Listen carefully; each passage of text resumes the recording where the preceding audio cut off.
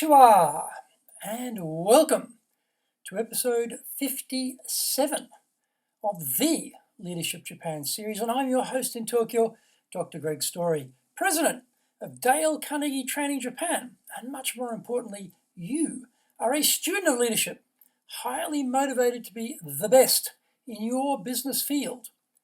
If you enjoy the program, then you might consider subscribing on iTunes and leaving a review. We would love to hear what you think about the series.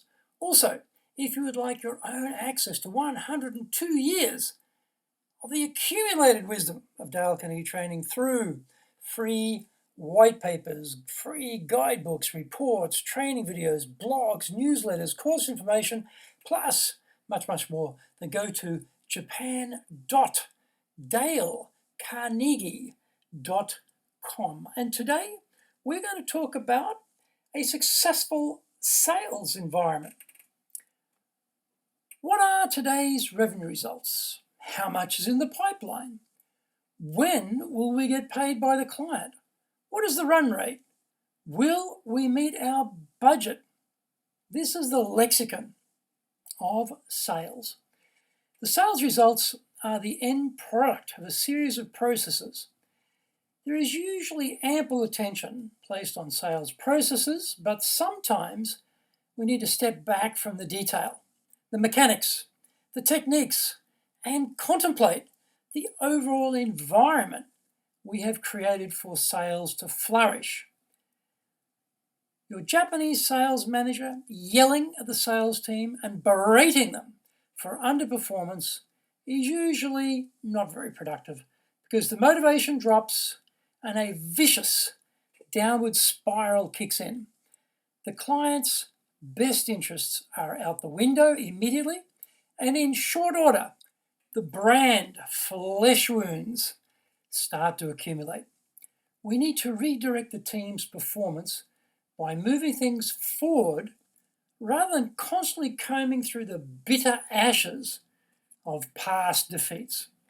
Here are 5 environment builders to boost the success of your sales team. Beat our rivals. Sales can become very internally focused. The constant review of sales numbers and focus on existing clients draws us into a web of self-absorption. Shifting the world into us and them can be great for focus and encouragement. Unfortunately, a lot of the us and them is often internally focused. This is usually centered on the failings of marketing or IT or production or just about anybody outside of sales who can be blamed. Better to focus this caustic energy on the competition.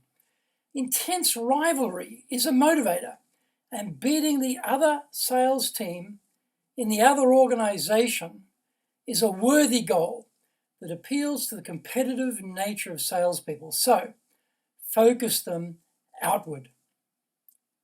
High income factory. Having no limits on salespeople's earnings motivates. Pretty obvious. Sadly, the ego of the president or the sales director can get swept up in this commission-based melee, especially when they realize that individual salespeople are earning more than they are. Emasculating or ending a successful sales structure because of executive ego or greed is stupid, but still happens anyway. Rather than reducing commissions, keep the no ceiling attraction there to drive results, and it becomes a win-win for everyone. Japan rarely operates on 100% commission, so there is usually a base commission trade-off. Keeping the unlimited income prospect in everyone's sights is good business because the corresponding base pay rates can be kept lower. If performance takes time to produce or is not being generated, then the actual fixed costs remain low. The more salespeople succeed, the more attractive you are to the quality talent you want to attract and retain. Focus on personal development. The basics of sales can't be neglected or truncated. Every high-performance athlete or sports team goes back to the basics at the start of every season. Salespeople are no different. Back to the basics on a regular basis eliminates or confines bad habits. Your own presentation can become boring. The client usually only ever hears it once, but the salesperson could be giving the same basic presentation 20 to 30 times a week. Shortcuts emerge, best practices are trimmed, inconsistencies pop up. Complacency arises when salespeople, even the good ones, find themselves immersed in routine.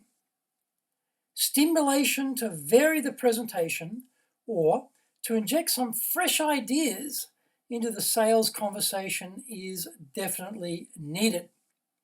Training, attending sales rallies, industry-related conferences and events, support for reading and online courses are all magic stimuli for salespeople. Self-directed. In the famous movie Glenn Ross, the sales leads are so valuable they are placed in the company safe. Ace sales guy Ricky Roma, played by Al Pacino, is the only one who is not dependent on the company-provided leads. Moral of the story? Don't let salespeople become dependent on leads generated by the marketing department or from the web. The best sales culture is one of accountability for production, independence, and a will to achieve. Organized tenacity, creativity, freedom, success orientation should be the dominant attributes. Make it clear at the hiring point that this is a how we roll here, because sales is a brutally honest results culture. High praise and recognition culture. It may be thought that self-directed salespeople don't need praise or approbation. They want it anyway. Don't ever underestimate the competitive nature of salespeople and their appetite for having their egos stroked. Successful sales leadership builds people and manages processes. Paying attention to the macro environment as well as the gritty detail will help build a sustainable, high-performance culture in your sales organization. Thank you for joining the Leadership Japan series.